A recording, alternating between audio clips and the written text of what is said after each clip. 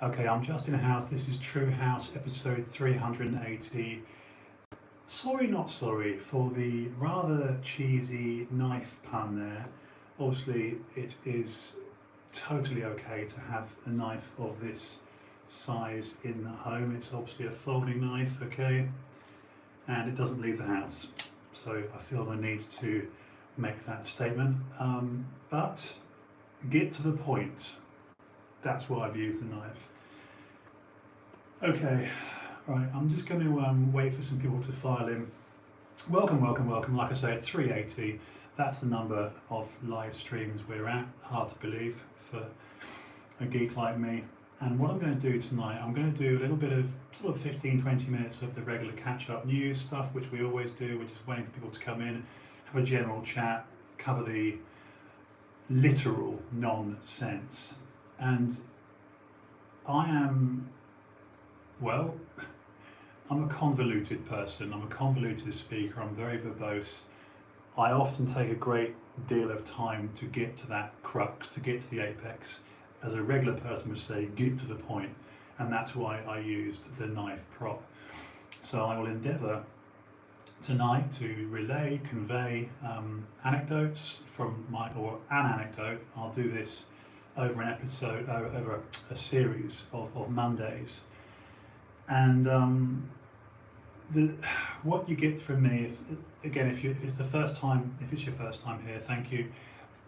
If you're used to seeing me on this channel, well, I'm pretty verbose. I do love a word or 10, and the reality is I'm trying to curate myself, not edit, but curate. I'm trying to steer my own mind, what basically files out of my mouth, into some semblance of better order.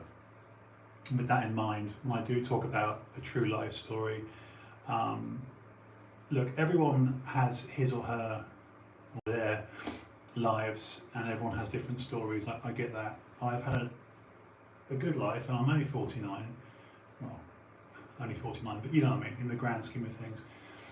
Be 50 in January, and there's been some colourful points, and I guess what I'm endeavouring to do tonight and every Monday, like I say, just literally just the first section, 15, possibly 20 minutes of just covering what's happened over the last 48 hours. You know, we've all had a weekend. And then I'm going to do these, like I say, it's going to be just a series on Monday of complete anecdotes. And an anecdote, by definition, is something that's yours. It's a real life story. Obviously, it's fact. It's not fiction. No bullshit, no nonsense, no embellishment, no exaggeration, no artistic licensing. Because the minute you do that, the minute you go down the road of Chinese whispers and start to embellish your own story, you're creating your own myth, and I call that a bullshitter. So I know we did that as children. You know, you said, oh, I had a game of football and I scored 2 goals. No, you scored 1 goal. Or, you know, Johnny scored a hat-trick. No, he got 2. So with me, when I tell a story from my life, which is going to start tonight, it starts in 1977 when I was 5. So that's what I'm going to do in about 15 minutes once I dispense with just the regular preamble, yeah, of just news. For once I got YouTube going first. I think I did anyway, but I'm glad that, and like I say, the only reason I used the knife was to, like I say, I have a small collection of these, and these are house knives that they never, these are obviously illegal to carry onto the street. I mean, you can see that clearly. It's a regular folding knife. I'm a fan of these, Spyderco's, Bird, Western. This is a Camillus, so I do a lot of woodwork with these, but obviously this is not a street knife and I wouldn't let it leave the house. But yeah, they're nice, and I just use that simply as a prop tonight to demonstrate the irony of getting to the point, and I'm going to try my damnedest tonight to, oh, hello, hi Lee, sorry, I was looking through the cameras. I'm going to try my damnedest tonight to get to the point, and that's why I use the knife prop purely for a thumbnail, so no more explaining from me. I literally thought about it in the car coming back from going to Lidl tonight. After buying 40 tins of tuna, just gonna, I'm shopping a little bit differently and just trying to think ahead more, and love Lidl because a score goes a long way. And I just thought about, I am my biggest critique. No one's going to critique me harder than I can. No one's going to blame more sort of, well, journalist. Oh, I'm not a journalist, but if a writer or a journalist or any broadcaster, podcaster, live stream would be pick apart, critique, constructive. And I am notorious for taking an exceptionally long time to cultivate,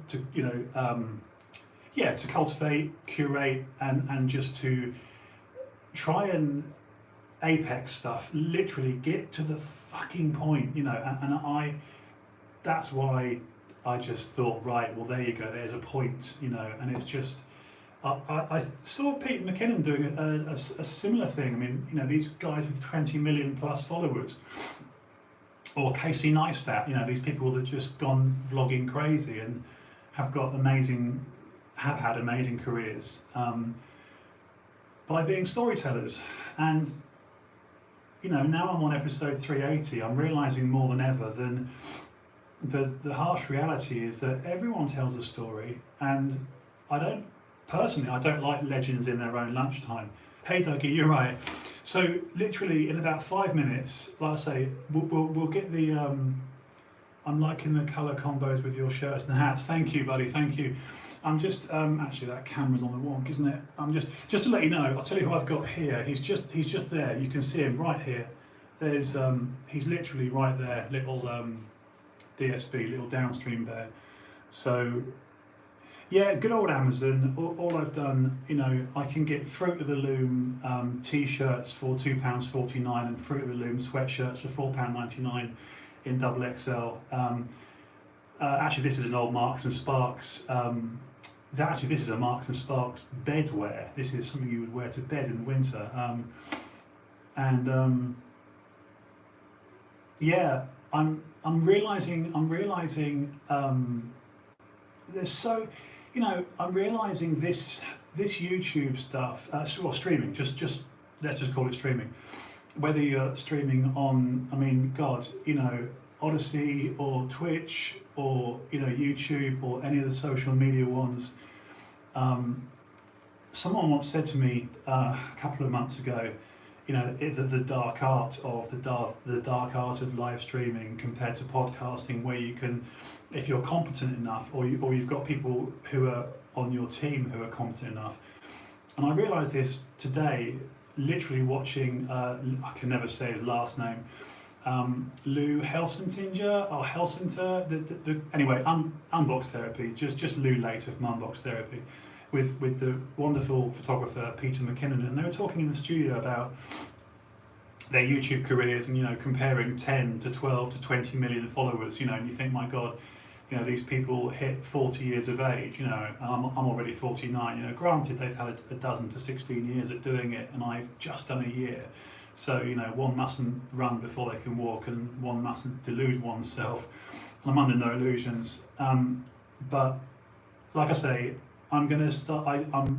I know that tonight's YouTube thumbnail is probably the best one I've managed so far, simply by using this, because that's the prop, that's the get to the point. And I've, over the last year, I've amassed about 9 knives now. I'm quite proud of these knives. They're just nice. They're just nice looking little chaps, which I use for I go for quite fat blades. And they're just rather unusual, just sort of, you get various little sort of knives. I'm just going to literally kill some time because I'm going to start in about 5 minutes, So we've got this sort of black, stealth black ones like that. And we've got these chunky ones like that. And, you know, just regular sort of more traditional kind of Spyderco styles like that. And then the only fixed blades I own are what I use these outdoors now.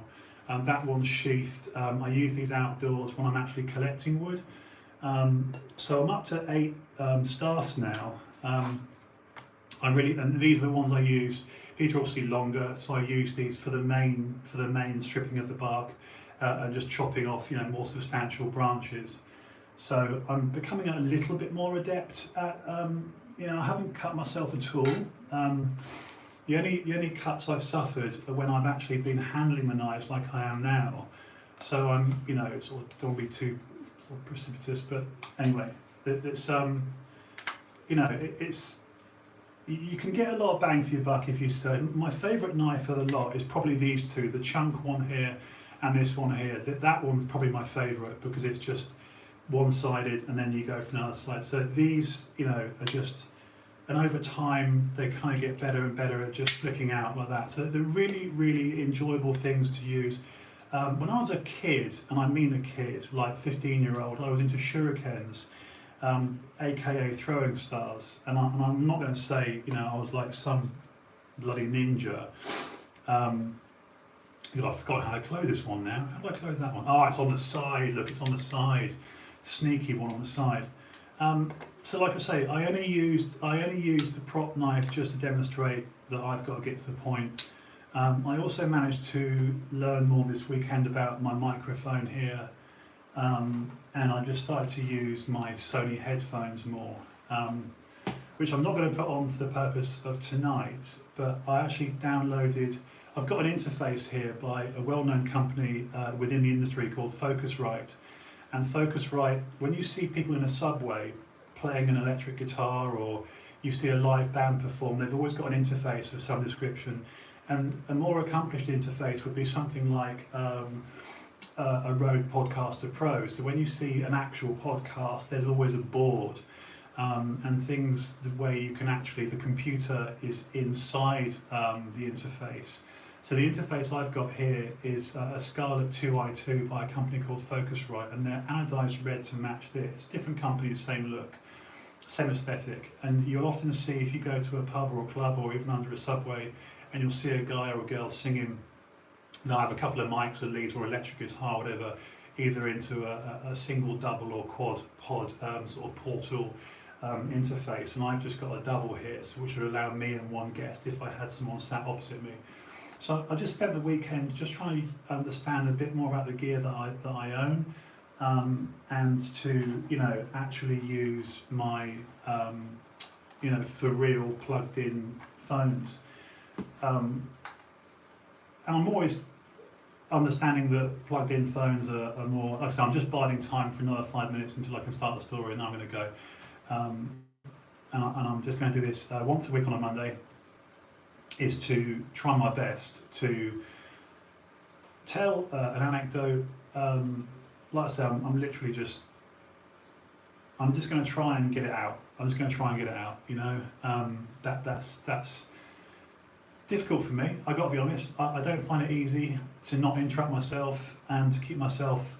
I always think about the Star Wars end, you know, the third act of Star Wars. You know, when they're going down, Luke has got the voice of Obi-Wan in his ear, and it's like, you know, he does this, just takes away his, you know, whatever it is, intercom thing.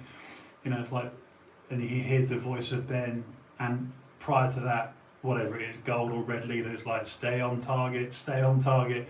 And I've always got that in my head, it's like, stay on target, stay on target. I can't believe my boom arm is getting loose. That's why I keep messing around with the mic, is that this Blue Compass boom arm is actually getting a little bit loose. And that cost me £99 a year ago.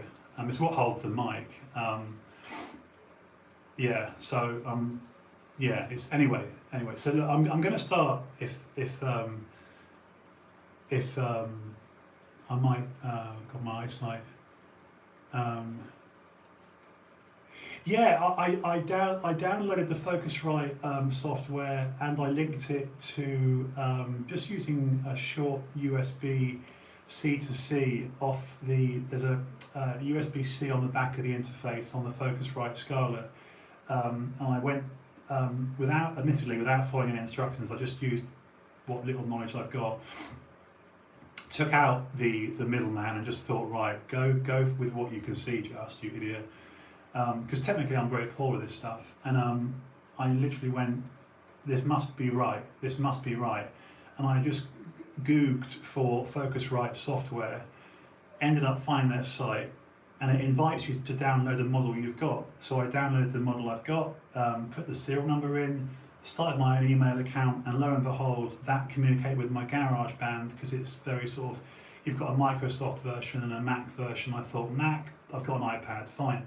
So that communicated with the iPad Pro, and I then used, I played with, oh God, Pro, Solo, Monster, Acoustic, all these different silly voices. So I can make my voice, not tonight, like I said, I'm not using it tonight at all. I'm just watching it here on the GarageBand, just making sure it just shows me if I go like that, it's really, really peaking. So I just can mess around. I'm just learning. I got a long way to go. I mean, this is an idiot's guide to doing it, but it's a neat little bit of kit. And when I'm good enough, I will progress to a Rode Podcaster Pro. I've noticed, Shure is probably the go-to. Like for example, when you watch a Rogan, he's using Shure SM7B mics with, I think, what's he got? Gated framework mic arms, and they've got a couple of Rode Podcaster Pros there at least, and a couple of cloud lifters to change their mics. And you think, God, you've done $3,000 there, guys, and it's just, yeah, I don't have the money, and anyway. Okay, wow, it's working. Right, all right, Just, come on. Right, so what I'm going to try and do is tell a story. I'm going to try and get it out in about 10 minutes, okay? Like, as in start to finish. I'm going to try, because this is fucking difficult for me, because I know how I'm hardwired. I'm not very good at, I always trip myself up. My mind is like if you were lucky enough to have a toy box when you were a kid, whether it was an old shoebox, or if you were sport, you had a really big one. I had a couple of I had 3 actually shoe boxes with just Star Wars figures or toy soldiers or whatever, I could use that as a segue into 1977, where our story starts. I started writing a book. All right, fuck it, I'm going to go for it. I started writing a book called In Exclusion. Now, in exclusion is not a real word. Having the budget is a wonderful thing, but you can still get a decent set. Yes, definitely. I mean, yeah, all the tutorials. See, there I go again. I'm distracting myself. But yeah, I'm looking at all the tutorials, like just how to run a podcast, or how to do a stream just off an iPhone, and then working my way up.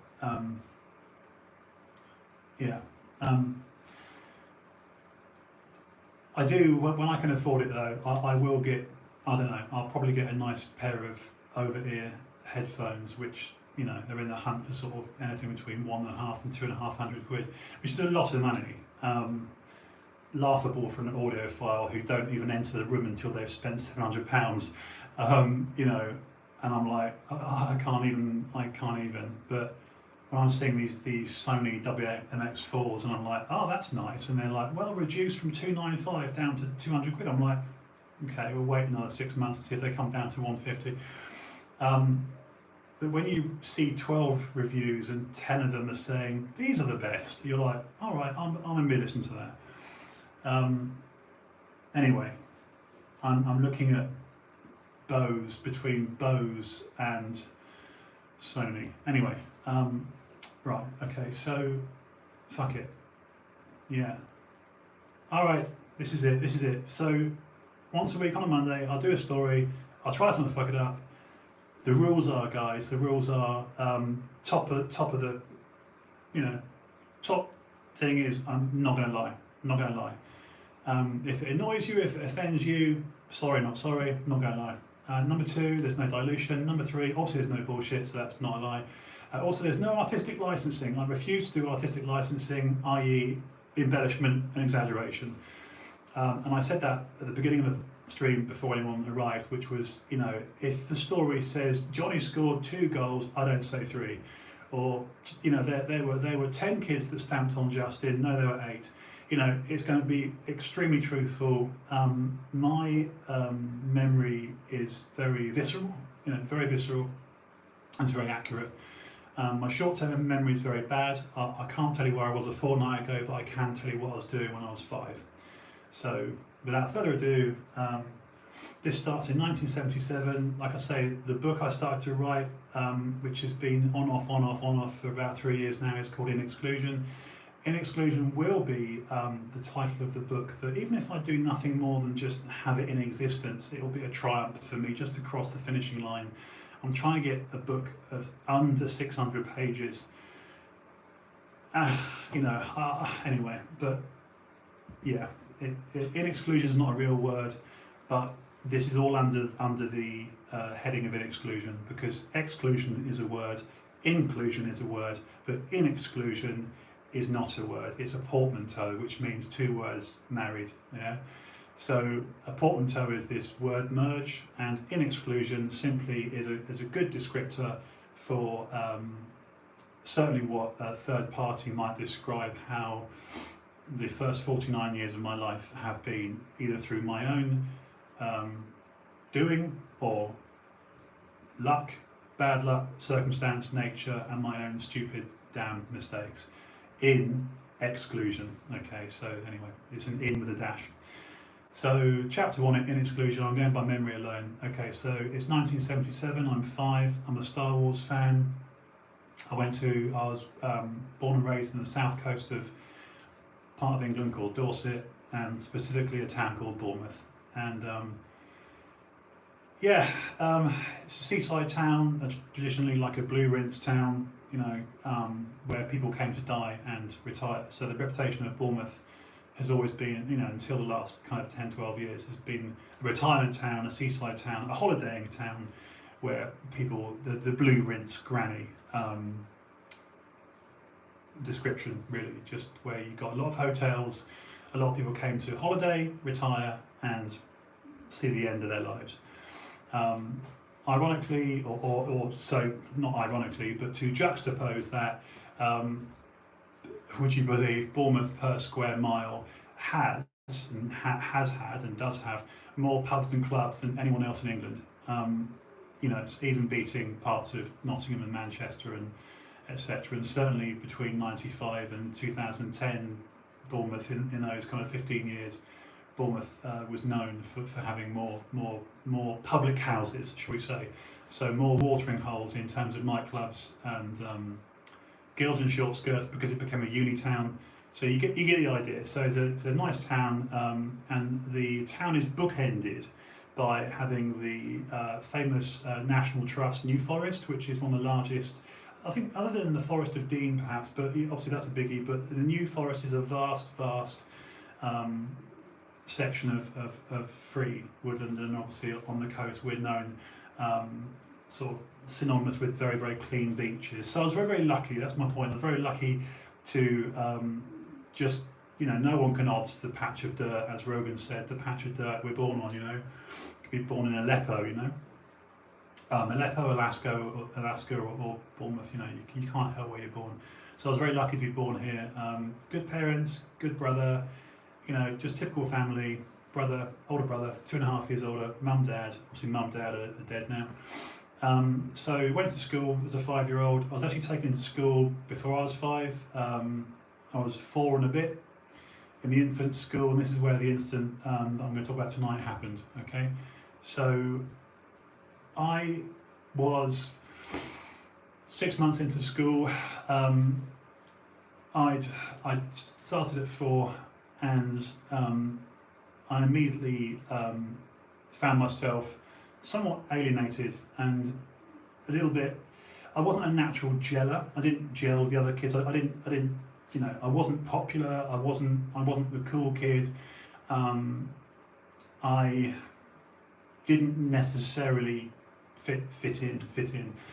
Certainly in appearance, I didn't fit in because I felt massively conscious and massively awkward because of my height. So the number one thing that high power. The number one thing that made me feel awkward was myself, my own physicality. So, like I say, a lot of escapism for me because, you know, my getaway was Star Wars, and I had one friend. It is a Canadian-American kiddie called Mark, and he actually introduced me to Star Wars toys. I'd seen the movie, because they're obviously Empire Strikes Back didn't come out until 80, because their trilogy is 3 years apart, 77, 80 and 83, with A New Hope and Empire and Jedi respectively, but that's another story. So 77 is peak Star Wars.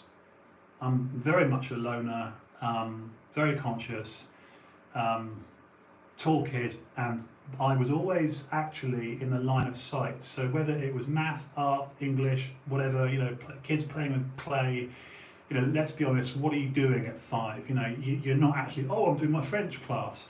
No, you're playing with freaking plasticine. You know, it's like, oh, you're doing some stuff with clay and you've made this funny Martian out of bog rolls, right? That's, you know, let's be honest, you're learning 2 and 2 is not 5. Although nowadays it's become 5 again. Anyway, right, so far so bad, Just. You're staying on target. I used to put myself in the corner of the playground, so knowing I was awkward. Oh, by the way, like I said, I was in the line of fire, in the line of sight. So any teacher in any of those sort of 3 or 4 obvious usual suspect subjects that you were taught as a 5-year-old, and most of us were the same, you know, the teacher would look at me and be like, House, you know, because I was the taller one. So that was the origins, guys, of my bad posture, and I still don't have great posture. And all my life, I've never really stood my full height. I mean, I'm currently 6'5". I used to stand 5'10", and that's not a slight on people that are 5'10". It's that, you know, my first chiropractor, age 10, was like, you know, stand your height, don't be Sesame Street, the letter R. So I was a natural apologist. I was very conscious about my physicality. And I was a curious kid, and, you know, yeah, I naturally positioned myself to the back of the classroom because I just realised that I was pretty much, you know, an easy target. As a 5-year-old in the late 70s, you're open to a lot of ridicule. Everyone was, and anyone sort of 40 over, you know, 45 and over will know this.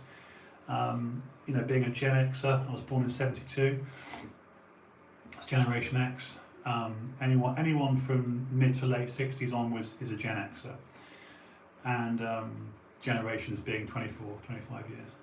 And you know, couldn't wait to get out of the classroom, and really my getaway was the playground. And I had this guy Mark, who himself was an outsider, being Canadian, and he had access to Star Wars toys before we did here in the UK. And I was not a natural athlete, and I was not naturally included. There you go. So I was not a kid that would be, oh, Justin's a pick, you know, let's get him in on the team, let's get him in on the activity. Do you know what I'm saying? I wasn't a popular, I didn't feel liked, and I certainly, like, you know, when you went to it, if again it depends on your family, but I can only talk about me, because that's what I'm endeavouring to do, is just to get it out as quickly as I can, really, without putting any of you in a coma, which is an inherent danger. When I start talking, people do nod off.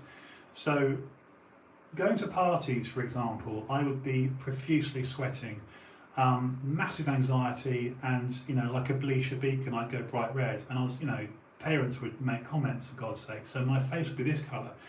I had blushing problems up until my sort of mid-20s, would you believe? So, God, even admitting this is weird. You know, up until I was about 22, 24, I would still publicly blush. And I don't mean go a bit pink, I mean go this colour. And literally people would be like, are you alright? You know, you've got a very strange colour. So I was very, very uncomfortable in my own skin. And you know, there were a couple of experiences I had which are probably not best told tonight, because I could kind of parlay these off into another night. But suffice it to say, I did have a couple of experiences. All right, several experiences between the ages of 5 and 16 that would now be just considered homosexual. So, you know, nowadays they would be categorized as, you know, that was a, you know, a homosexual experience. But of course, you've got to remember that, you know, in the 70s and 80s, an older boy trying to touch you up, or someone trying to do something inappropriate, was just considered a bit like, oh, get off me, you know, just, I don't like that. And you wouldn't tell any fucker, you know, you're damned, because you're dealing with a lot of shame. So I wasn't alone in this, not by long shot. There were several kids that had those sort of experiences. You know, we went on camps and stuff. You know, the school would go on holidays, and that's where things would kick off. So that's for another night. But it might explain as to why I chose to separate myself. And really, the only sort of little periods of freedom I got where I felt completely safe were the playground, the playtime, you know. So I do want into the corner, and literally the playground would back onto a coal miners' merchants. I think they were called Bert and Co. But funny enough, the guy looked like Elvis that was the coal miner, and they're the coal merchant. To me, is a fascination. You know, anything beyond the school fence was alluring to me. And like I said, I wasn't, you know, a naturally selected kid. You know, off in a galaxy far, far away, right? I'm literally, guys, just trying to go from memory here, from chapter 1 of the book, you know, and I'll get to the nitty gritty now, shall I? As to why my physical problems, or my first run-in with real pain, happened at the age of 5, and it was just before we broke up for summer holidays. Back in those days, in August, you get like an 8-week summer holiday. I don't have kids, I'm not a parent now, so I don't know how long kids get nowadays, but back then we had about 8 weeks, like literally 2 months off school. It's mad. And we were due to break up soon, and I, for reasons that to this day, I can't, in all honesty, just say to you guys, oh, this was the reason why I did what I'm going to literally divulge now. Bear in mind, I was not included, nor did I actually specifically want to be included. You know, I had funny ways of expressing myself. I would, you know, I knew I had a fascination with girls. I mean, again, going back to the blushing thing, even now I can just blurt out people's names. There's Rebecca Kitchenham and Laura Cartledge. There you go. So Becky Kitchenham became my first girlfriend, aged about 7, and, you know, later on. But I would be fascinated with girls at 5. But again, I was the kid that would literally put myself in the corner of the playground by the coal merchants, and we had very tall, wide fences. You know, those mesh fences that obviously kept kids in. And what was popular in playgrounds? You know, tag, British Bulldog, kiss chase, footy. Let's be quite honest. You know, again, anyone roughly my age will remember this, that whatever part of England you were raised in, that's pretty much it. You know, that you would have, you know, what my American friends would call tag, we called it. Obviously, kiss chase was a thing. British Bulldog, brilliant. Throwing balls, you know, tennis balls, kicking a football. Soccer, football, that's the one, right? I couldn't play football for toffee. I could punt, but, you know, what's it called? When you toe punt a ball, just boot, you know, I didn't even know how to properly kick a football. I could just boot it a long way, just by, it's a punt, right? Anyway, so one day, I, realising that I wasn't part of the cool crowd, I wasn't, you know, again, because this was obviously a daily occurrence, there were I don't know, what would you call it now? Probably five-a-side, 10, 12 kids. And when kids used to break off and pick two teams, you'd have literally just a natural parting, a natural, I don't know how they even do it, but a natural division where somebody would be a captain on this side and someone would be a captain on that side, and they'd be like, right, we're going to pick Johnny, we're going to pick Mark, we're going to pick Tony, and this is Paul, and this is Pete. And that's what happened. And obviously I wasn't selected, I was, and the irony is that if I had been selected, I would have shit myself anyway.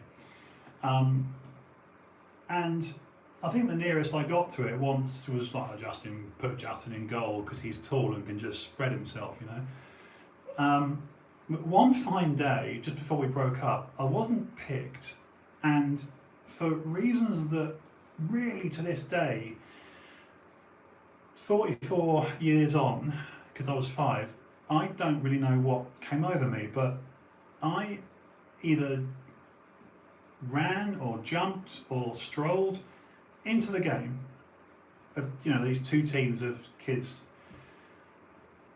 and picked up the ball and proceeded to kick it into the coal merchants. That's why I mentioned these little background snippets, right? That's why I mentioned the coal merchants and the fence and the chain link fence and etc. and the corners of the playground. I'm just trying to set out some visual parameters for you. I'm finding this quite hard actually. I'm finding this a lot harder than I thought.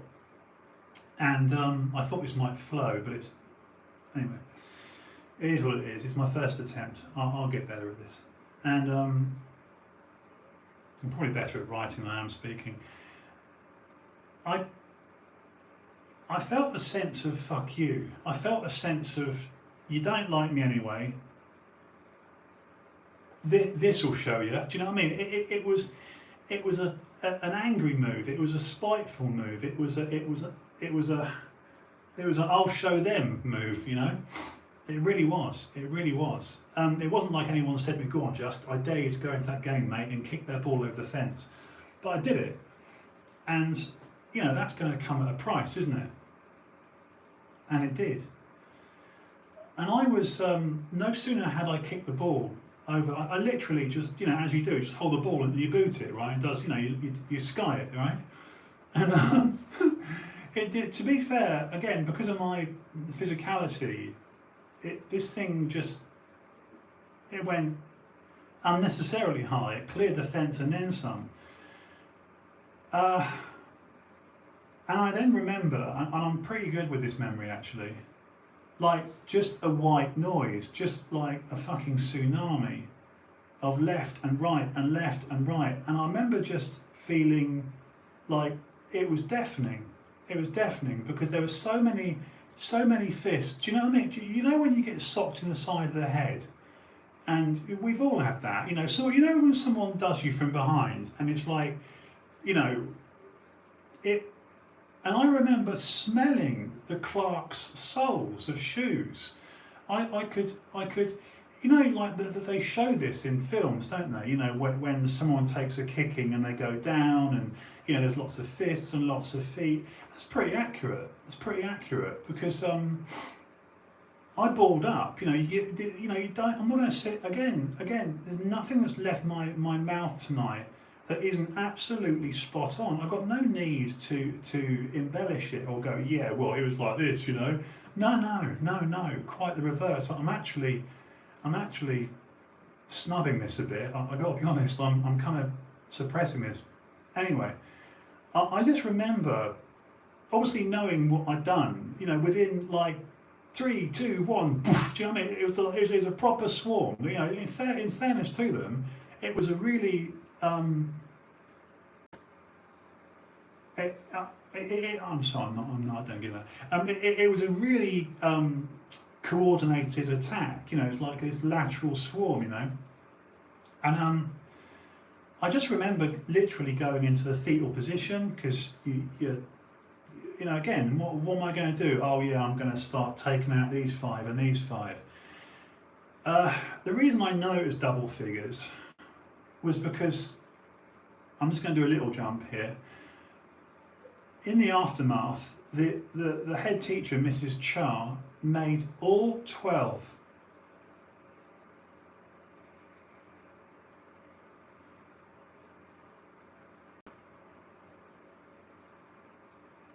Hold on.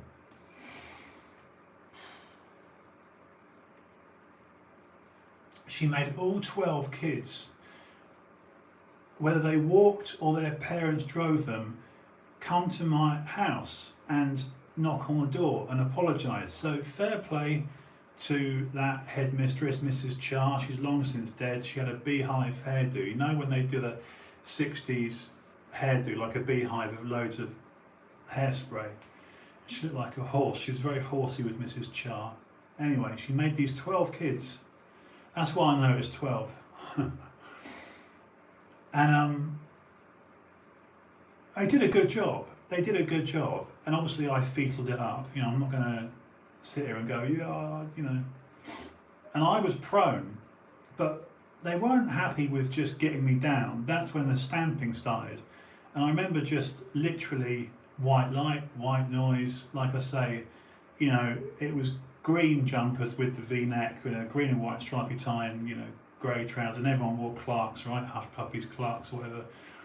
And I just remember taking it like I can fucking smell it. I swear to God, I can smell it, you know. And my nose was done. My nose was done immediately. That was probably the first broken nose I suffered. I had 3 broken noses before I was 15. No, before I was 16. That's get it right, just. But what they did was to stamp on my back, and they stamped on my back to the point that I only came to in an ambulance, and the ambulance was on its way to Poole General Hospital. And, you know, the prognosis was a broken spine. Now, when you're 5, you're not really formed yet till you're about 21, 22, to be fair. Actually, there's an argument that it's 28 even. Anyway, I'm not going to get into about the way bones end tonight and get into biology, but my lumbar spine was stamped on, and, you know, 12 kids is enough. I was off school. Like I said, this was just before the summer holidays. So in total, it was about 9 weeks, because this is the reason why I've mentioned all this background shit. So I'm sorry if I've bored any. No, I'm not fucking sorry, actually. So probably a week before the summer holidays, and all told up, it was like a 9-week thing. And I couldn't walk. I couldn't walk for weeks and weeks and weeks. To this day, I don't believe my spine was broken. To this day, I don't believe that. But that was certainly I remember the orthopedic people at Poole. You know, obviously later on I acquired more knowledge. But that was my first real kicking, and, you know, I don't want to say it was necessarily bullying, because I did do a silly thing. I did kick their ball over the fence, which is, you could say, well, you know, mate, you kicked a ball over the fence, you're going to get a kicking, right? It's what kids do. It's what humans do, and you know. I remember the red blanket, and it's like a tartan blanket, and just, like I say, I remember the fat ambulance ride, and just, of course, what happened then was, it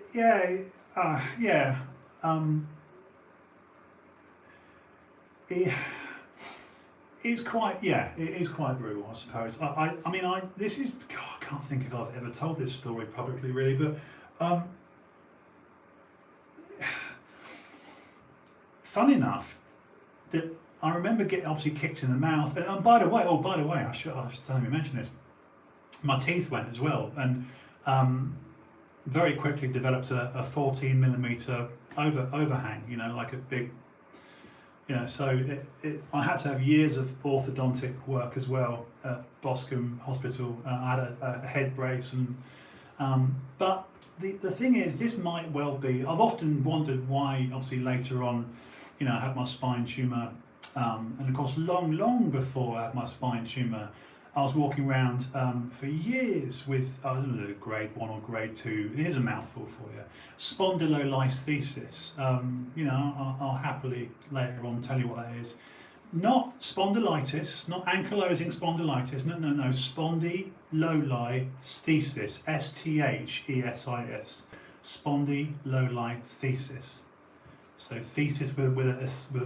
Spondylolisthesis. Ian Botham had it actually.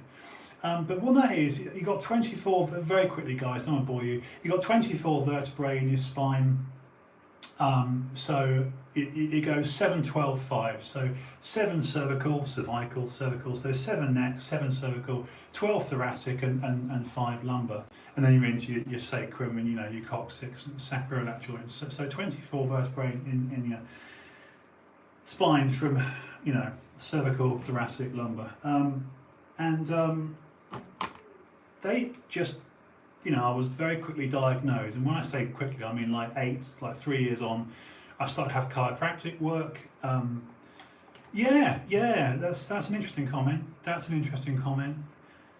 Yeah, no, that's a fair comment.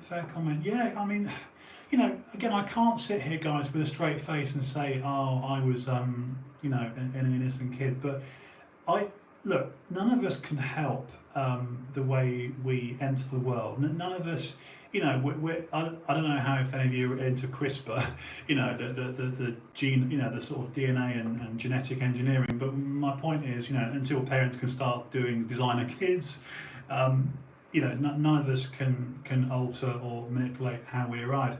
And I was a tall, lanky, awkward, odd kid. This is the truth. I wasn't a regular one-size-fits-all kid. I wasn't a mixer. I wasn't I was square peg round hole. Yeah, I didn't fucking fit in. Okay, and I knew it. And the experiences I wanted, i.e. having that first kiss and and you got a little crush on someone, you're 8 or 10, and these, anyways, this is all for another night. I can do this weeks down the line, but look, I really wanted to just get out tonight what happened, to probably explain why I had a lifetime of spine problems, which obviously manifested itself into the ultimate 2009, the very, very aggressive spine tumour, GCT, sorry, a giant cell tumour, which Doug is familiar with because he was there on the Saturday morning in August 2009 when it happened. My back broke in the gym.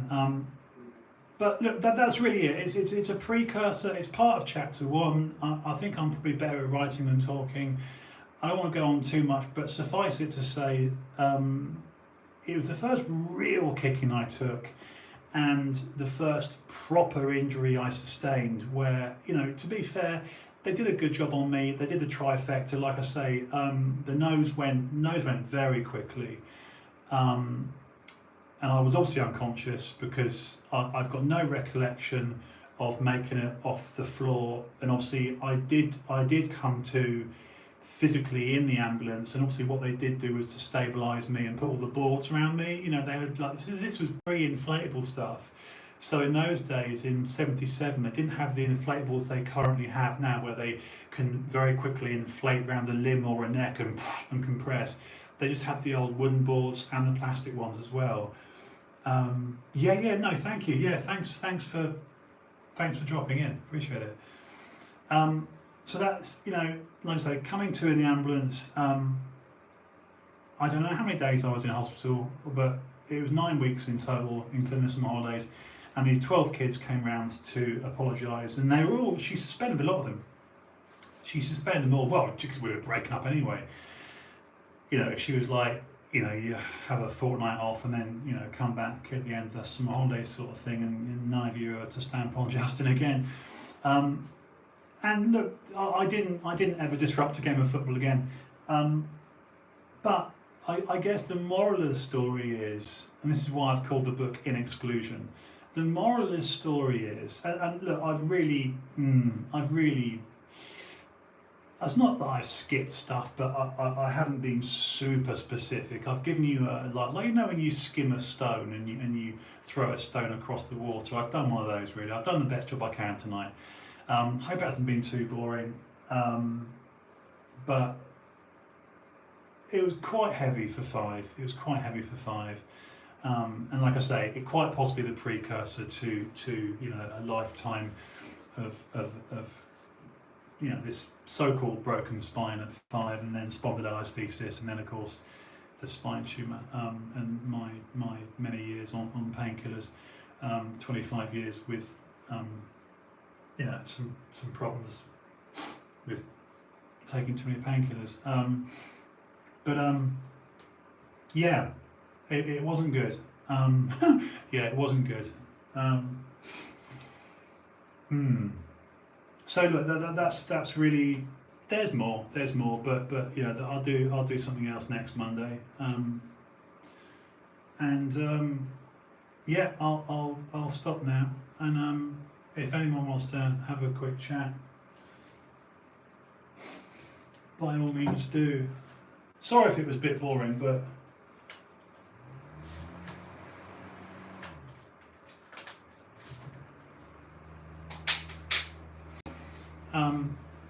thank you for the support, guys. I appreciate the you know the symbols.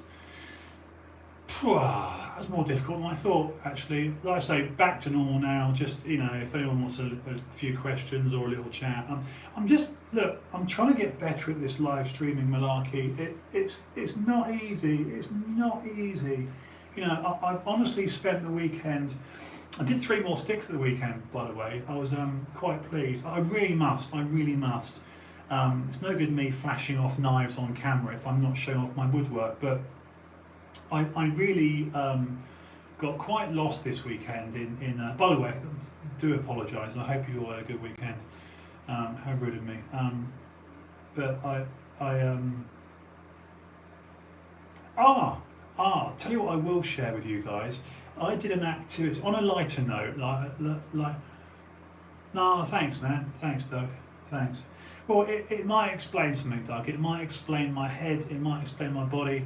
It might explain it might explain the origin of my spine problems, and also it might go some way to explaining. Yes, I've done 3 more this weekend, Doug. 3 more of the weekend, which is actually really fast for me. Normally it takes me 2 days to do one. It's funny because if I had a reputation, and you only get a reputation through doing things. So, you know, if you put that many hours into a piece of woodwork, you charge hundreds.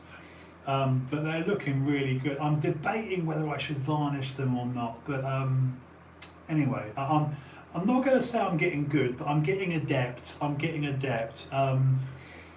What I did order several weeks back was it's a contoured. It was actually last payday, and today was payday, and the only extravagance I've let myself have is a 5-pack of Fruit of the Loom vests. You know, I always wear like these sort of simple black vests like that. So I've treated myself to a 5-pack of vests, but I'm sick of the way I've been living. So, you know, I'm not buying anything that I don't really need. My point is, over the last year, you know, buying £12, £13 knives like that. Okay, well, to be fair, that was £9.99. It's dirt cheap, but yeah, things like that I just must stop doing. So yeah, I'm not going to change it from in exclusion because I know it's not a real word. I know, God, that's this bloody boom arm. I know it's not a real word. The microphone should stay there. It just should stay there. But I'm having issues with the. Hang on. Right, that might do it actually.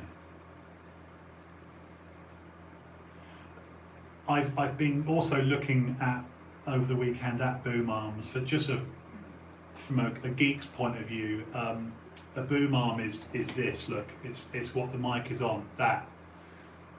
And I don't know if you can see it, but it will very slowly start to fall, and it slowly starts to go down and down and down, and it's like I said, I've had it about 13 months, and it was 99 quid.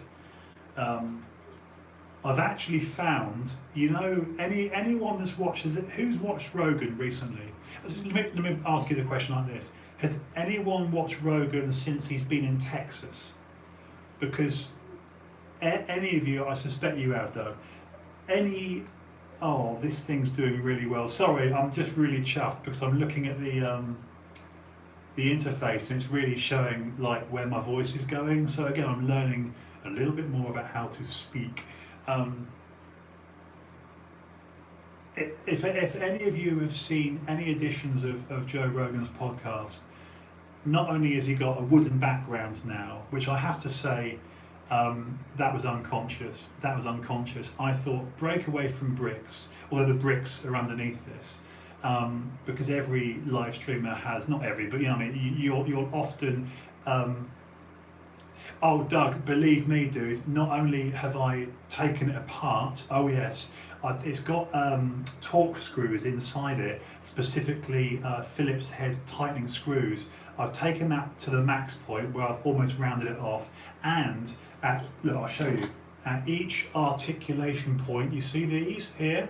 I have taken these, I'm telling you now, right, I have taken these, and I've watched so many tutorials about this. There's a cable system inside here, right, where these are at the point now of exploding. They're actually quite cheap plastic, and that's the design flaw in this, right?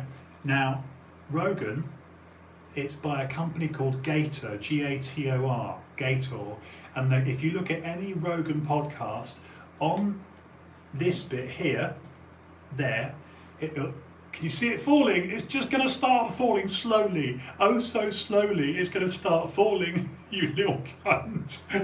But on here, on Rogan's, look, I've got 25 seconds, but it's called Frameworks, and they're actually 130 quid. So they're nowhere near as dear as I thought. I've just got to make sure I've paid all my bills, I've got enough grub in, and then if I can achieve that, then might try and get one, because 130 quid is, but it's cheaper than I thought. Right, hold on, I've got 3 seconds and I'll be back. Okay, right, share to Instagram, TrueHouse, 380.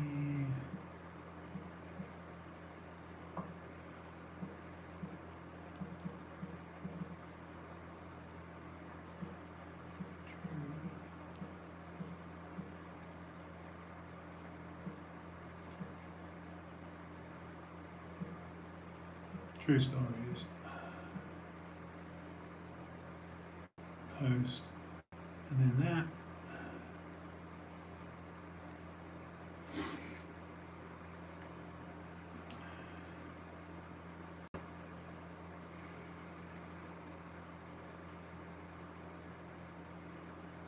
We're back.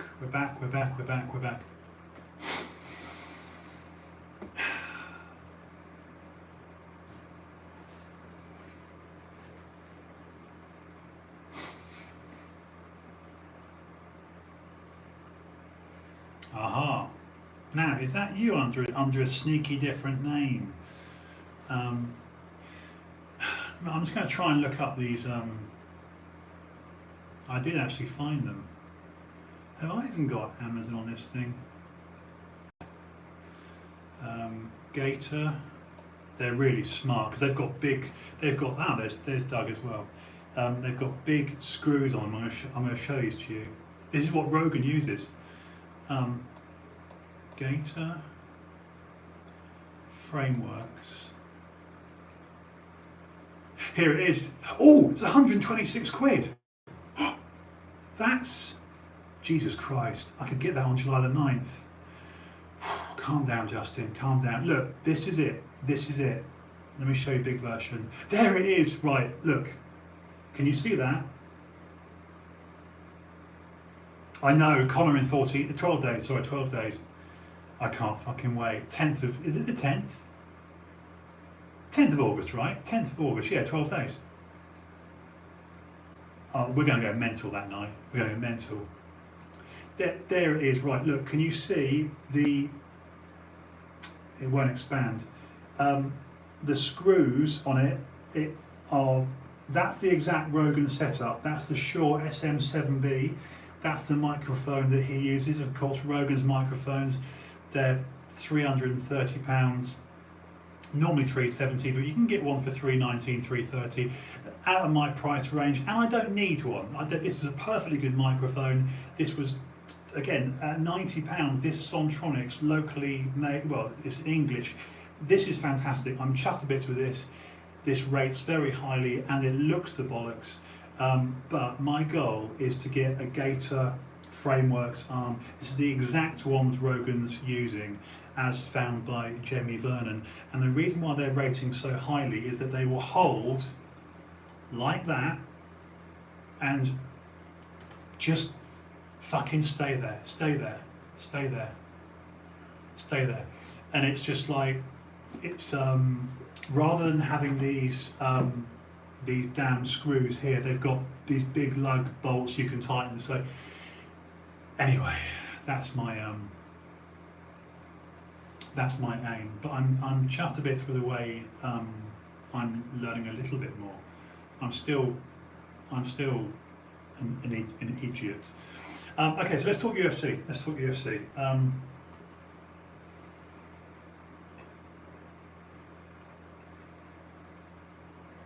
What are your thoughts? Do you know, Doug? No, because they're so new. They're so new. I actually looked at that. I looked for a refurb, new, as new, or a lot of things these days, like phones and tech, you can get this like new, which is essentially refurb. But no.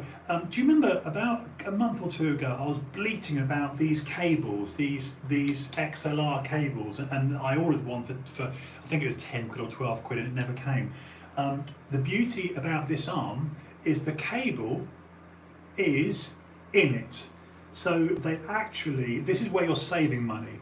I mean, at 126, so the actual, this actual XLR lead is tunneled through the arm. So it goes through here, and so all you'll see is this, but the rest of it is disappeared. Now mine is under some little attachment points, yeah, that's my goal, is to get a Gator Frameworks arm. I mean, yeah, of course it looks lovely. It's the same Rogan setup, but you know, and like I said, I can't afford those mics. That's out of my price range, but I don't fucking need one. I think this is a splendid microphone. It's got great reviews. I've been using this properly been using the microphone, I think, for about a week or two now, if I'm honest. You know, that I'm actually using it as it's meant to be used.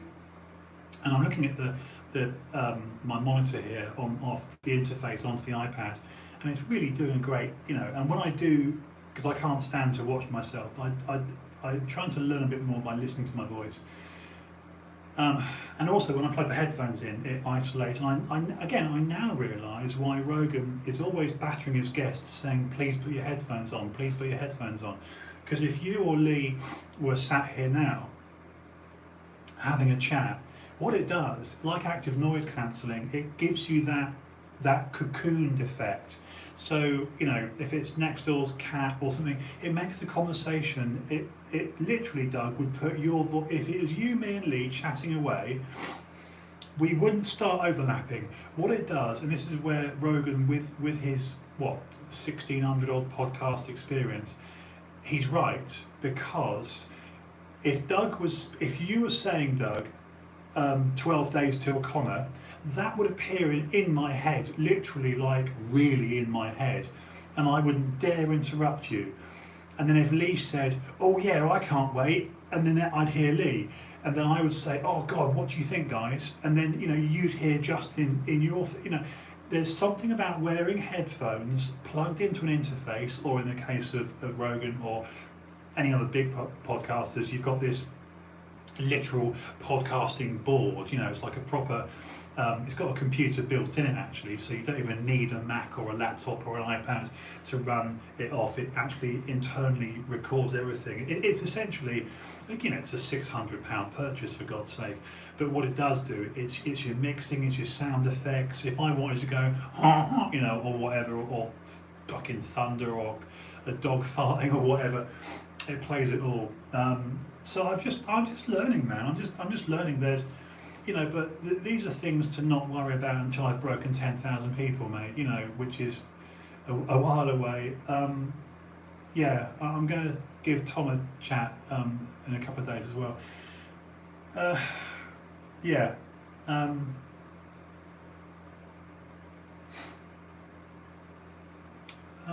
Trying to think. I get ever so excited when I talk about geeky stuff, don't I?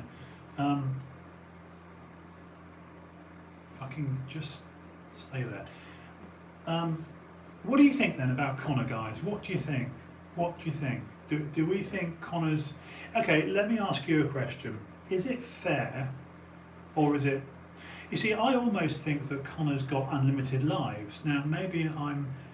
I've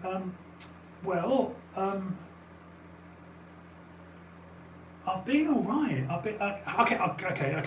I'm not going to lie. Mentally, I've been a bit squiffy, but I've been making myself more busy with training and shit. And I did something yesterday, which is the first time I've ever done it in my life, ever in my life. My brother, very kindly, yesterday picked me, because he knew, you know, the last, well, since last Sunday, so it's been, what, 7-8 days of just being, yeah, I'm not going to, anyway. He picked me up yesterday, 11:30, and he treated me to lunch, bought me a cheeseburger lunch, but a nice, you know, a real cheeseburger in the golf clubhouse. And because he's a member of this swanky golf club, there's several occasions where I've held golf clubs, well, not golf clubs, crazy golf. So like I've done crazy golf putting courses with girlfriends, like once when I was in my 20s, once when I was a kid, you know, a couple of girls, you know what I mean, just sort of things you do down the seaside, right, you know, go on a crazy golf course, yeah.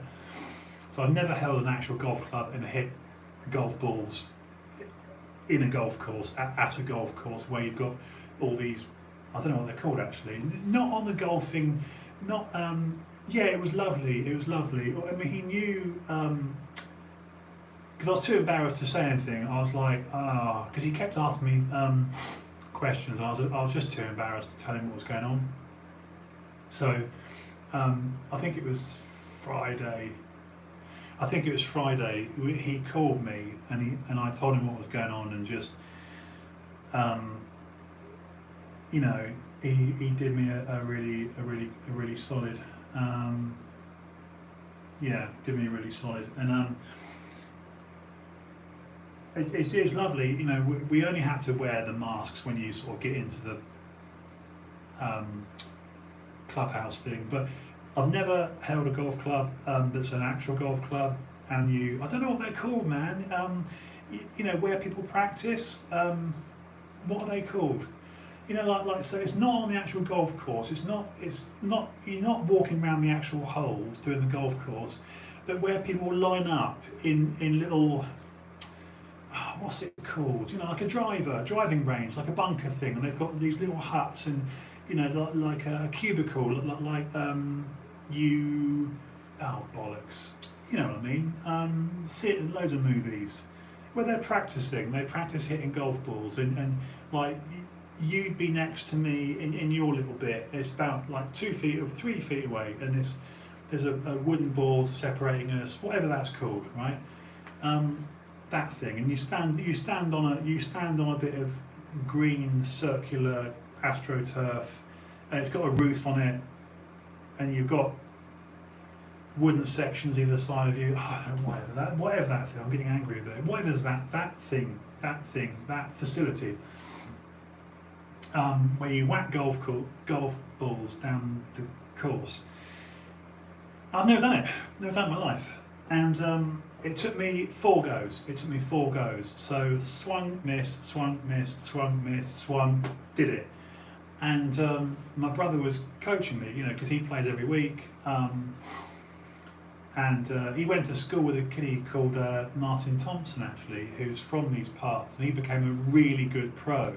I mean, you could, you know, you Google this guy Martin Thompson. He's a legit pro. You know, whatever they paths, I don't know. He was explaining to me, but I'm as good with understanding golf as I am with understanding football. I'm just an absolute idiot. It's weird, man, but it's so enjoyable, and what a victory for my body, man, because it's swinging. You know what I mean? It's like, you know, you hold the thing, and apparently you have to link, like the grip is like you do a thumb down. I've never done it before.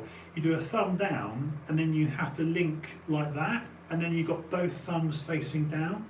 So like I stack my left hand on top of my right hand on the shaft, and then another thing, and you link, and it's not what I thought at all. I had no idea how to hold a golf club. I was just like, oh, give us that. Wrong. I'm actually getting cramp now. But my foot, and he just kept saying to me, God, my fingers are cramping. Stop taking your eyes off the ball, because what I realised I was doing, I was staring at the ball for what I thought was a decent amount of time, and then, you know, like I'll look at the ball, try and hit it, and then I'm like, oh, you know, because you naturally, as you swing the, I was going to call it a bat then, as you swing the golf club, you want to do this. You know, you think you're Tiger Woods. You're like, yeah, I'm going to swing, hit this thing, and it's going to go there. It doesn't, Doug. Have you ever played? Has anyone ever played golf? Have you ever done it? It's hard as fuck. I mean, it's really hard. Like I say, it took me 4 goes to hit it. I thought, oh yeah, I'll hit this no problem. Mate, I was a long way off. But when I hit it and it went, I don't know, however far it went, and it got some air, like proper air. I've tried, but oh shit. Doug, it is hard, isn't it? It is hard. What about Lee? Has Lee played? Is Lee still there? It's hard, mate. It's hard. And it's not a game of you know, I thought this is going to be about horsepower. This is going to be about me using my strength. This is going to be about power. Wrong, Justin. Wrong.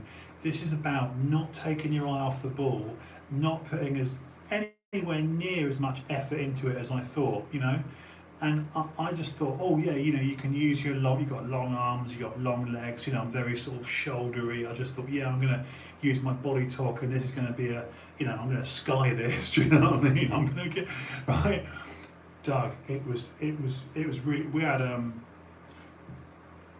It was lovely. It was lovely to spend some time with brother, and you know, I helped him with his contracts come up on his phone.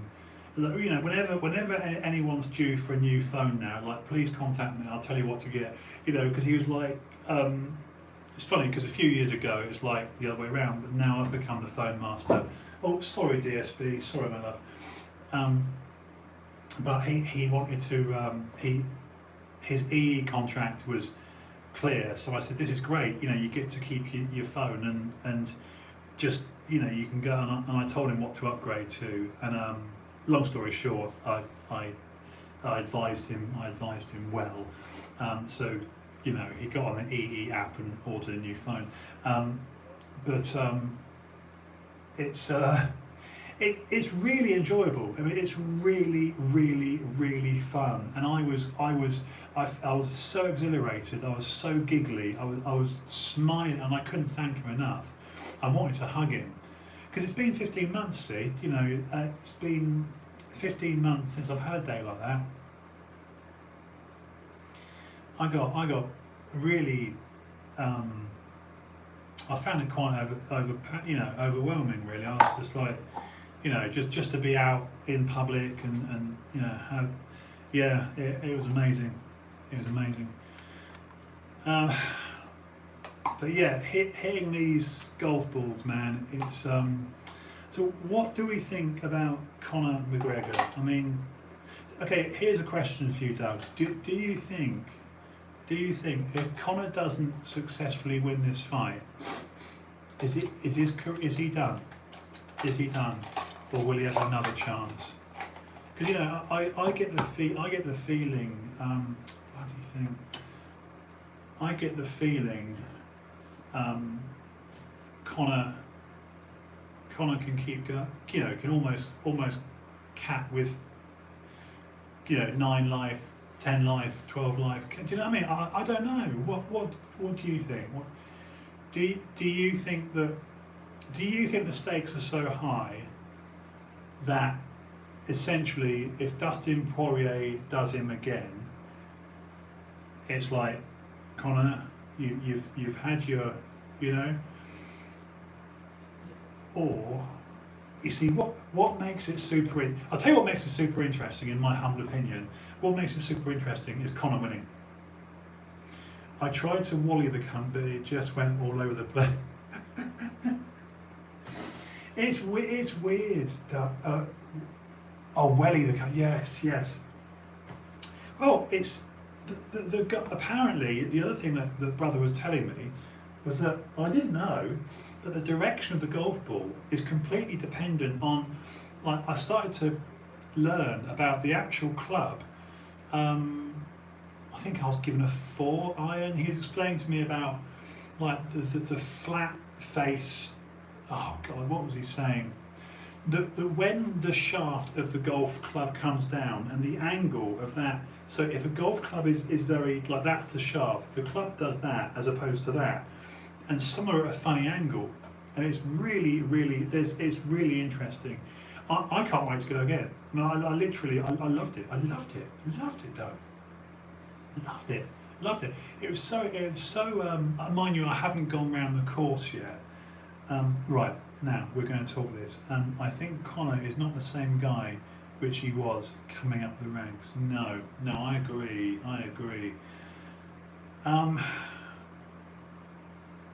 Is it the end? The shaft, I know, it's like titter. Is it the end for Conor if Dustin beats him? Let me ask you that. If Dustin wins, is it Conor out? That's my straight question to you, Captain Kelly. If Dustin does him for a second time, and it's as convincing as what Dustin last did to him, fucking come here. Is it curtains for Conor? That's my question.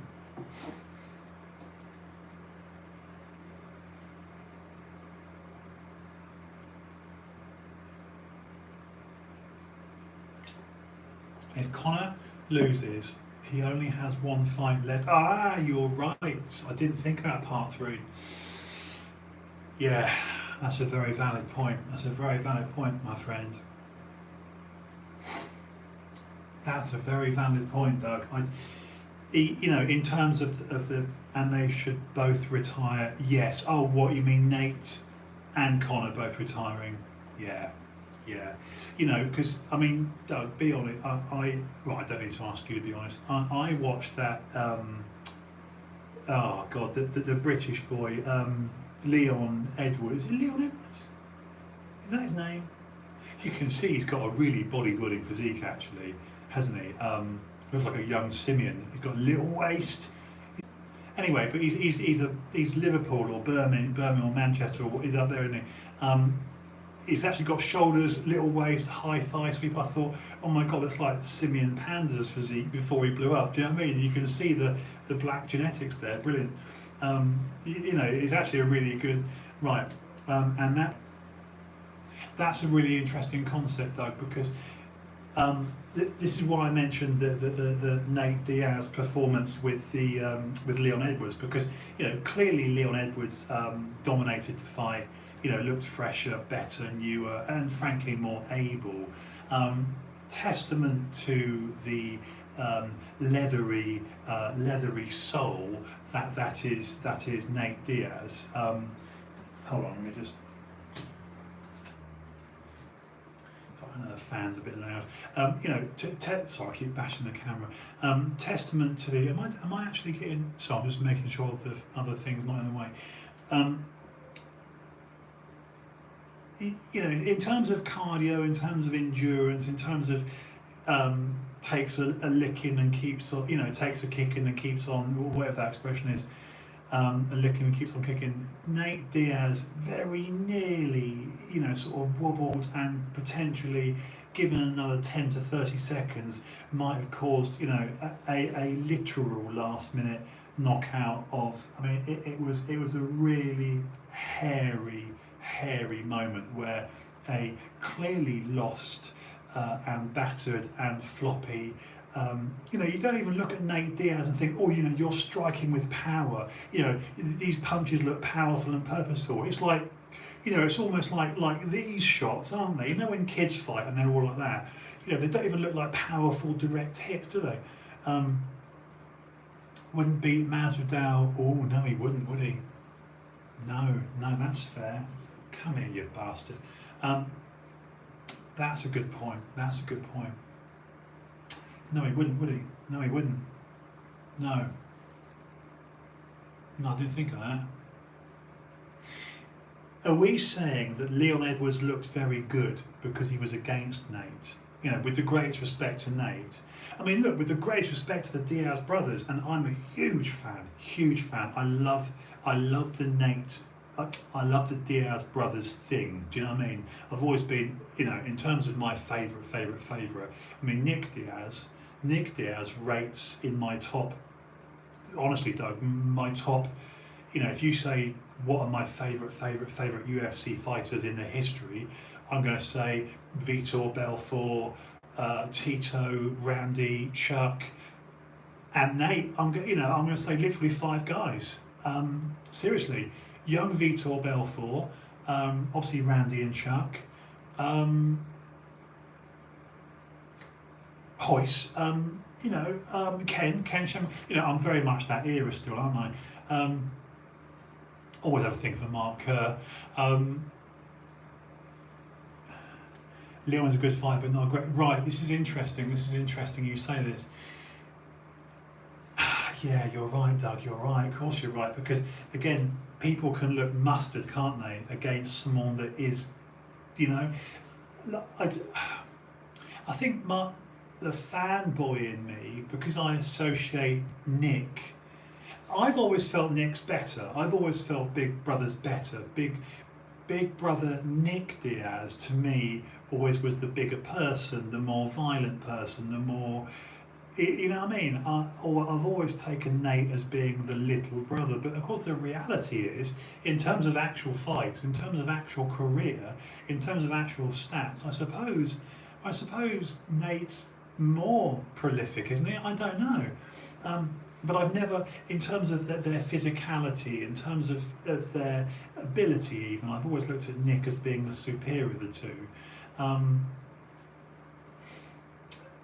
Yeah, but that's a good point. Yeah, I think Conor. I mean, in fairness to Conor, and I've even thought about this in my own head as an observer, as a fan. When you've got that much money, when you've got that much comfort in your life, let's be honest, Doug.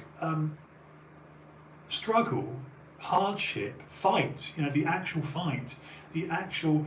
I don't just mean fight as in hitting the bag, training, having an actual fight, but we know, you and I know, well, many people know this, the poorer you are, the harder your life is, like we saw the classic being Mr. T against Rocky.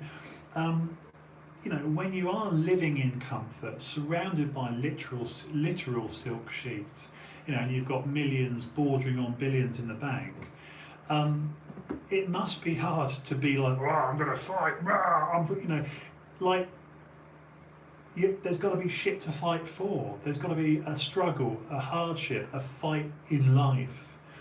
And I think with Connor, if you are like, oh well, I've got so much money that never have to wear the same underwear twice. Let's be quite honest about Connor's life. Would you, like if I had a 24/7 chef, for example, which I'm sure Connor can have, I'd be like, actually, mate, I don't want the same breakfast every day. I want to have eggs Benedict, and then scrambled eggs, and then poached eggs, and then a bit of broccoli, and then a bit of salmon, and then a full English, and then some Alpen, and then a different type of muesli, and then some granola, and then sausages, and then, fucking pancakes. Do you know what I mean? I'd be all the time switching it up. And then I'd say, actually, the blue pants, I want a black one, and then a white one, and then a grey one, and then a purple one. I'd be like, fuck it. If you haven't got to wear the same pair of pants twice, how hard, and do you see what I'm saying? It begs the question with Connor, is he at that point of, Connor is now a product and a worldwide name like The Rock, Arnold, etc. He is a very wealthy, yes. Why doesn't he just do that then? Why doesn't he just do that? I mean, he could be a more successful Rhonda. I know Rhonda was going to be marketed in that way, but you're absolutely right, Doug. He is a commodity. He is a brand. I mean, I know Bisping's done, the greatest respect to Michael Bisping, he's done some films and whatnot, but you're right, Connor, hey, Doug, tell me I've got this wrong. Connor could be a Jason Statham, couldn't he? Yeah? Connor could do a film with Jason Statham. There's a thought. Now, that's not me talking bollocks. I know I'm not qualified, but, sorry, I'm just taking my socks off. That's me talking as a fan, but talking as a film fan. If I said to you now, right, next Guy Ritchie film starring The Rock, Jason Statham, and Conor, special guest star, naughty villain, George St. Pierre, Conor McGregor, come on. I mean, how many people would want to watch that? There's only one big Nate. We're thinking Nate, the second fight with Nate. The third fight with Nate. It's better, sorry, taking my socks off. So the third fight with Nate. Yeah.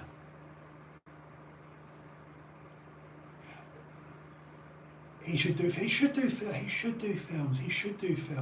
He would do brilliantly, and he'd look amazing. He'd look good on camera.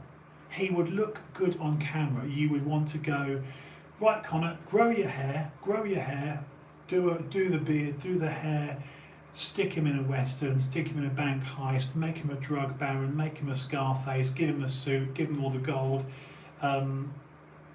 You could almost make Connor a. Well, you could do him a Jason Statham. You actually, the more I've never actually thought about this properly, but you really could. I know what I'd do. If I was in that position. I'd be literally like, win, lose or draw. I'll be out in a year. And then go into what is Connor? Is he barely even 35? I'd be like, right, let me take my life from 35 to 50, the next 15 years, boom. And I will literally, the thing is, Doug, if he did get on the phone with Dwayne Johnson, with his production, what's it called? Oh God, $7, $7. What's our thing? We're going to have £4, aren't we? £4 productions, £4 productions. It would work. People would see it. He has the charisma like Dwayne Johnson did. Yes, it's true. Dwayne plays a I know he does. And look, from personal experience, I've had those several workouts with Dwayne many years ago, and a couple of firehouse breakfasts with him. and he was exceptionally nice. You know, we did a back. My greatest memory was doing a back workout with him. One of the reasons I actually had a back workout with him, because neither of us had to change the seat position in the lat pull down thing, which I thought was quite funny. He couldn't have been nicer to me. He couldn't have been nice to me, and all because I was admiring his D-badged Escalade. Yeah, no, I've got a fond memory of you know, him sort of pulling my leg. Because I was inspecting his car, I was inspecting how well they debadged it. Because with an Escalade, when you debadge it, you've got to put some filler in the holes. You've got to. You can't just, you know, a lot of, like if I took the XC40 badges off my Volvo with a flat head, which you can carefully do as long as you put some fabric behind it. I've done it enough times on X5s and I've debadged all my X5s and X6s myself without ever leaving a mark, As long as you've got a bit of alcohol for the glue. Anyway, the point is, I was inspecting the work on Dwayne's black Escalade. I mean, this is 2002, so a long time ago. He'd just done Doom with Carl Urban. So we're talking 19 years ago now. But he was super nice to me,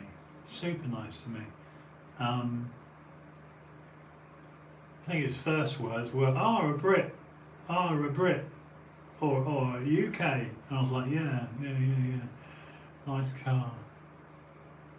He was nice. I wish I had a funky story like oh well, it was a bit. Oh, no, he was lovely. He was ever so lovely.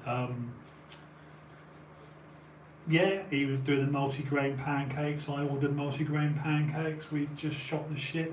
I'm sure I told you this, Doug, but to this day I've never seen a better groomed hand. I mean, I still, to this day, just from my years in doing it, I still shave all this and these. You know, I don't shave my forearms but leave my hands. You know, if I'm going to do all this, I shave all this. I'll never forget Dwayne's actual level of manicure. Number one, he had no hair on his hands at all, so this was all naked like mine. And number two, his actual nails were beautifully done.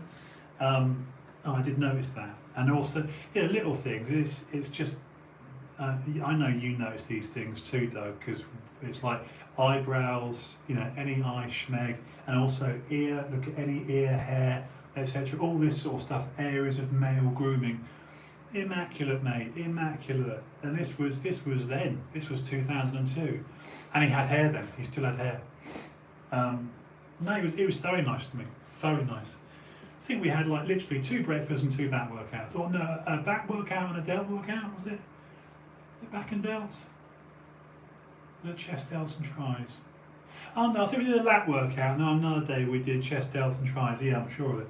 But and the Iron Mind, we were both saying how much we liked the Iron Mind dumbbells that they had in Goals at the time. Very fixed dumbbells that didn't rattle, very one-piece dumbbells. And he was like, oh, these feel contained, these feel very tight. And I was like, yeah, I like these. There's no movement, there's no torque on the dumbbells. He's quite the geek, actually, Doug. He's quite the geek. But like I say, my entire time spent with him is I mean, you know, we're talking just a few hours, nothing.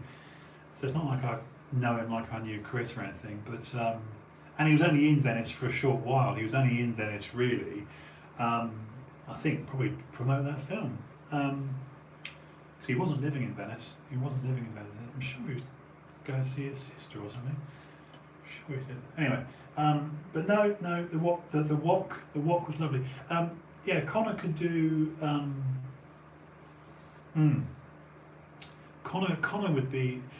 You know, Connor would actually have some acting chops. I put it to you that Connor wouldn't be a swing and a miss with acting. You know, actually being sort of coached, but not much. Like, you know, the only discipline in acting is in, you know, coming off page, off book. You know, so you do know your damn lines, and that's purely down to discipline. No one can teach you to learn lines. That's purely acting discipline. And then if Connor, You know, like never make him speak American. Don't do a Jason Statham. Never do a. You know, that was the worst Jason Statham films are with his bad American accent, as it would be with Connor. You know, let him speak in his native tongue, just like Jason. The best Statham films and the best Connor films would be leave their voice alone. That's what they're known for. Leave the rough in them. Don't try and train it out. Don't make them put on an American accent. Don't do it. Don't do it. And it would make millions, Doug. Could you imagine, Doug, a Michael Bay? You can see it now. You know, Michael Bay, as in 13 Hours, Benghazi, Transformers. That Michael Bay, Blow It Up Michael Bay, Bad Boys Michael Bay, with Dwayne "The Rock" Johnson, Jason Statham. You don't want to get too Expendables, otherwise it gets a bit Stallone. But or just even give Connor a standalone film. That might be ballsy. You know, make Connor do like a. You could almost have him doing. You know when he lost to Nate and they did that. Oh, I got so bad, I'm not sold. All these things I've done by the that song when he did a comeback after losing to Nate. Oh God, shit. Yeah, exactly, Doug. Exactly. Don't make good Irish actors go. Don't. It doesn't work. It doesn't work. You're right. And Colin Farrell's a good actor. Colin Farrell's a great actor. Exactly, Doug. Exactly. I first thought of Connor doing acting when that trailer came out, and it made me almost cry. Gives you goosebumps because it's oh God, one of my favourite songs. All these things I've done by the what's that group called? Damn it. Who sung All These Things I've Done? All These Things That I've Done was recorded by the Killers. The Killers.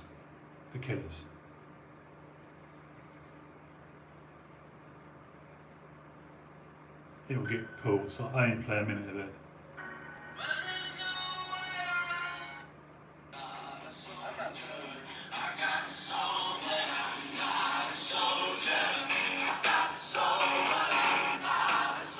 That for Connor.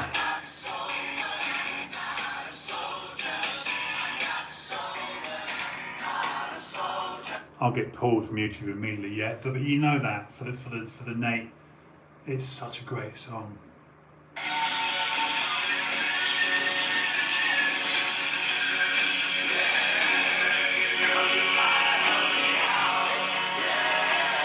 It's one of the greatest songs ever. I'll tell you who actually did a piece to that song, trust me, is The Rock and Justin Timberlake in a film called Southland Tales by the same director who did one of my favourite films of all time, Donnie Darko. I think he's called David Kelly. He's a director. Just said that, Justin. Southland Tales, set in Venice Beach, filmed in Venice Beach. Wonderful bit by Justin Timberlake. I'm a big Justin Timberlake fan. Have been for a long time. Music and films. Justin Timberlake has got some serious acting chops, seriously. But that song by the Killers, All These Things I've Done, Justin Timberlake did a great piece to it in the middle of the film, and in the film was The Rock. There you go. But you know, you could just see a great collaboration. Now you've mentioned Colin Farrell, I'll tell you what, Doug, you'd have to have, oh my God, I can cast it for you now. Could you imagine? Because in terms of age, skill, appearance, acting chops, you know, just everything, just the sheer experience, you know, in terms of clout, actual clout, Colin Farrell as your Kingpin, Irish, really bad accent,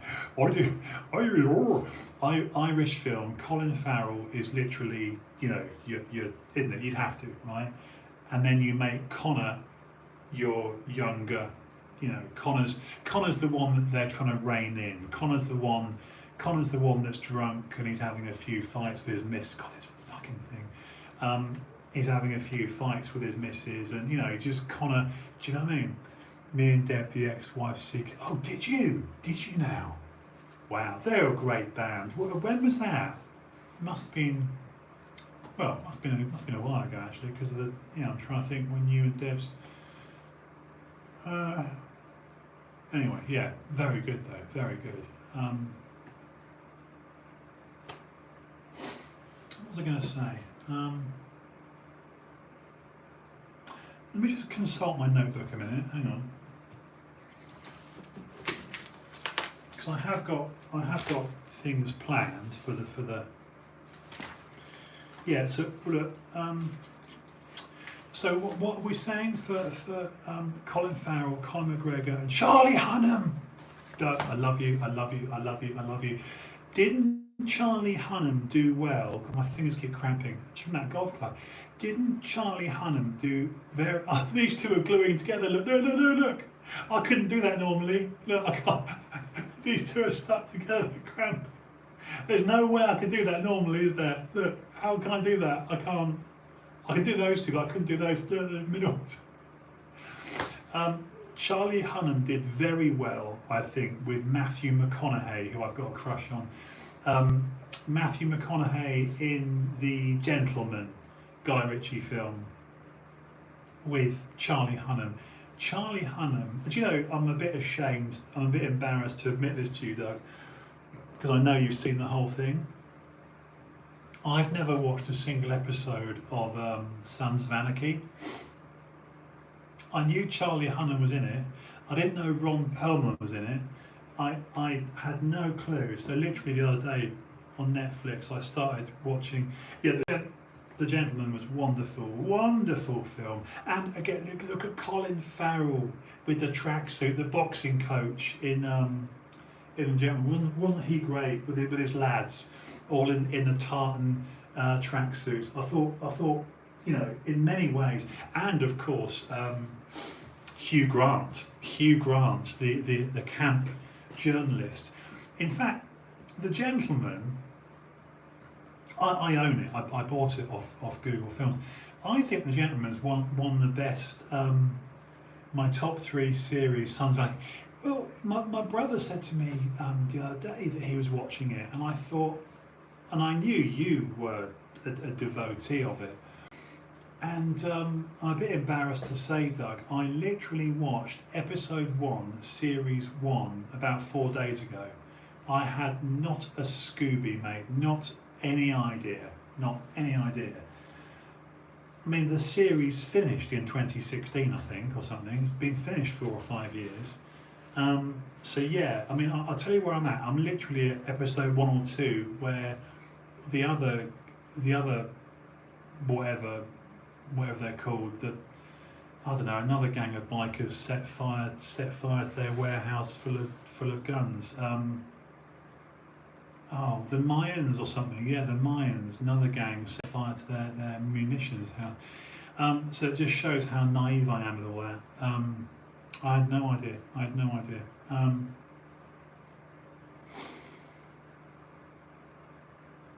Shit. Be honest, do you think Dustin's going to be Connor again? I kind of think he will. I don't know what it is, man. I don't know what it is. I mean, don't get me wrong. I know Connor's still got that one punch ability. Let's face it, Connor could still go in there and do a. Oh God, I always forget his name. God, he was champion for a decade. God. The Brazilian, that's so bad I forget his name.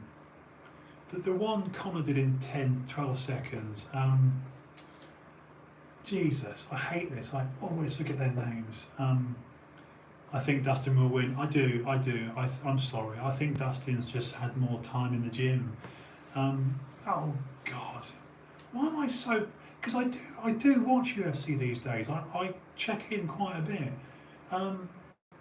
God, the Brazilian champion for 10 years that Conor did. Aldo, thank you. God, God, Justin.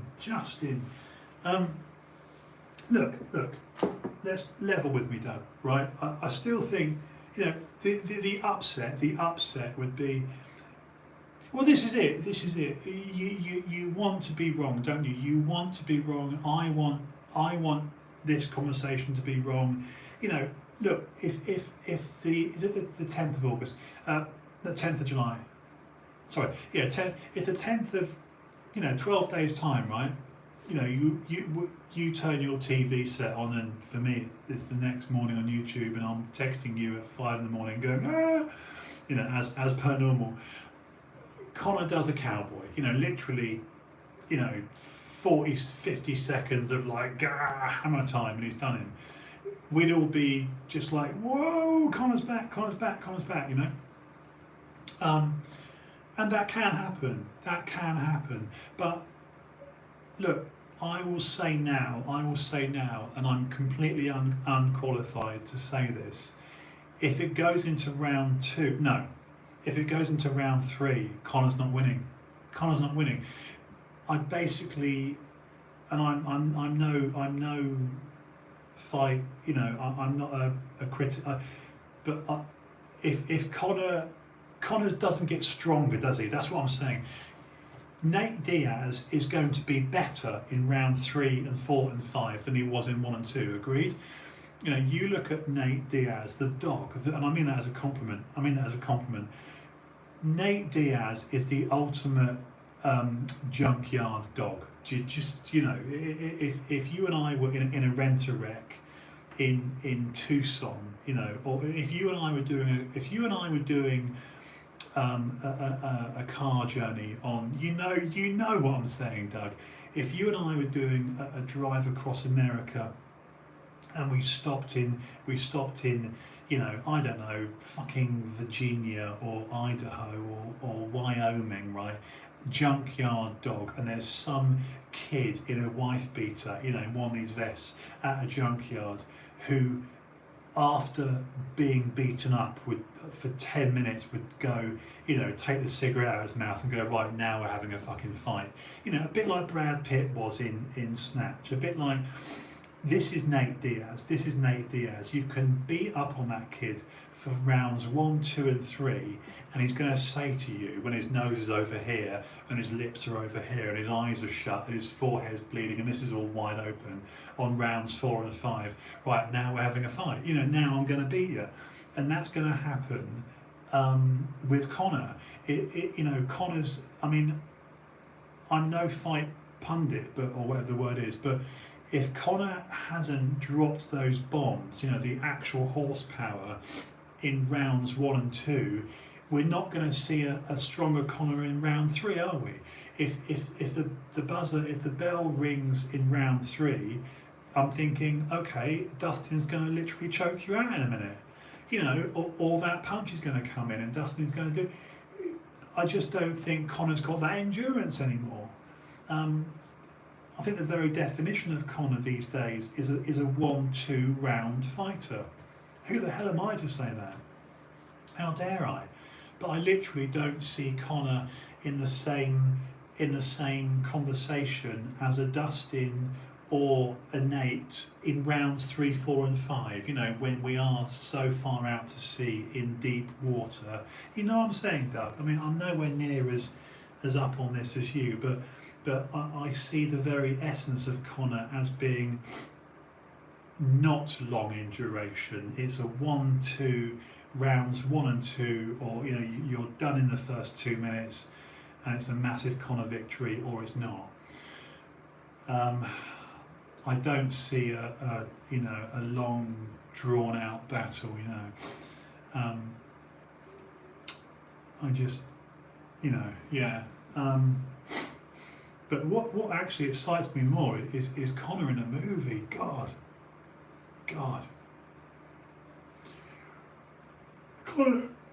Colin Farrell. You can see it now. That Colin Farrell and Conor McGregor.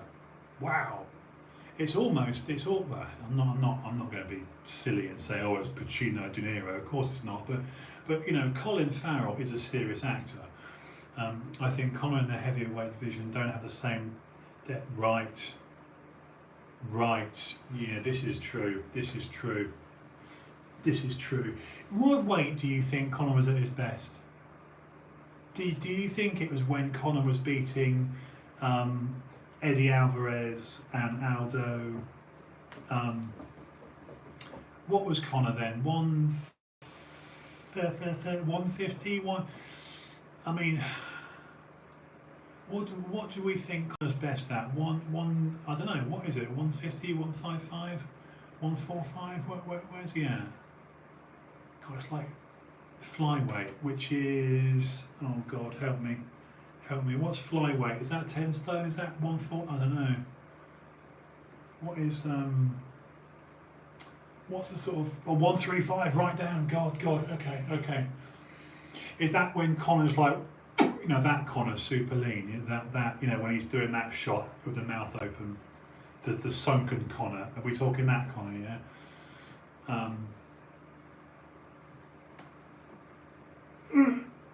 Excuse me. It's interesting, man. It's interesting. And Misha Tate. Is Misha Tate on that night as well? Is Misha Tate? When is date of Misha Tate's return to UFC?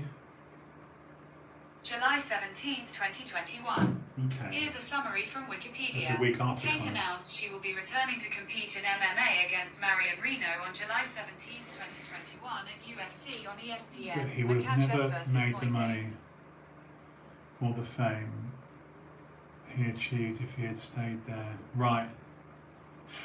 So he needed to go. So what are we saying? Conor needed to go up from 135 because that was the whole thing, wasn't it? That he was a 2-division champ. See, this is where my knowledge is dog shit because I don't even know what's above. Does it go straw, fly, light?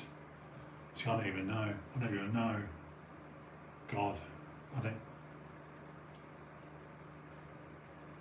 What are the weight divisions of UFC? Boxing weight divisions frequently mentioned on the web include flyweight, heavyweight, lightweight, and others. 8 UFC weight divisions.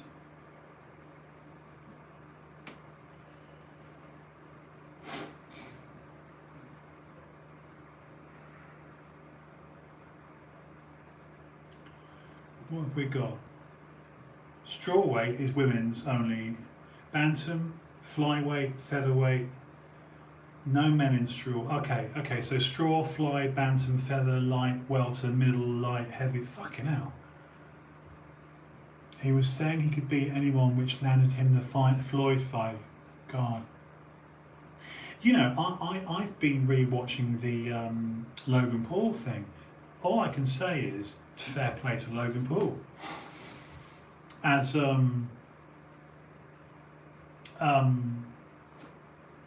Schultz, the comedian Schultz, Andrew Schultz said, he actually landed a clean 1-2 on Floyd at one point. Bloody thing. Stay. Just realising how shit that looks on camera. Strawweight, flyweight, bantam. Why do they make it so complex though? Why can't it just be, why couldn't it be 135, 145, 155, 165, it's like £10 jumps? I'm sure it probably is, but I don't get the names.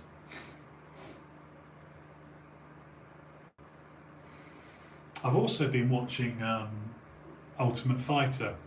I've been looking at old Ultimate Fighters, which is really interesting. Yeah.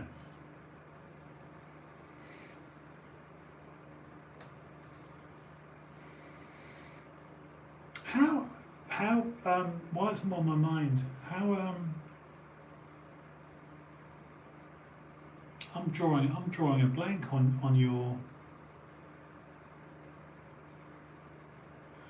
Where are you at with vehicles at the moment? Where you don't? I'm not asking you to elaborate, but I've completely drawn a blank on where. I've drawn a blank on what you last got rid of. What have you got? The UFC has never wanted £10 jumps like boxing. Okay, that's fair comment. It's fair comment, yeah. Oh, you're on the X? Of course you are, You're on the X5. Of course you are, fucking hell. Of course you are. What an idiot. You liking it? I bet it's lovely, isn't it? Yeah. Good for you, man. Good for you. God, I can't believe I drew a complete brain fart on that one. Yeah.